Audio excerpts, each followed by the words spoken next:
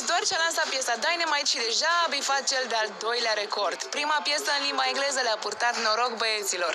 Aceștia au spart gheața și au urcat pe 21 august pe canalul lor de YouTube prima piesă în limba engleză. Dynamite a scris deja istorie și în 24 de ore de la lansare a adunat 101,1 milioane de vizualizări. Piesa celor de la BTS a depășit recordul deținut în trecut de fetele de la Blackpink cu piesa How You Like That. Mai mult, Dynamite a transformat BTS în prima trupă K-pop care a ajuns pe locul întâi în Billboard.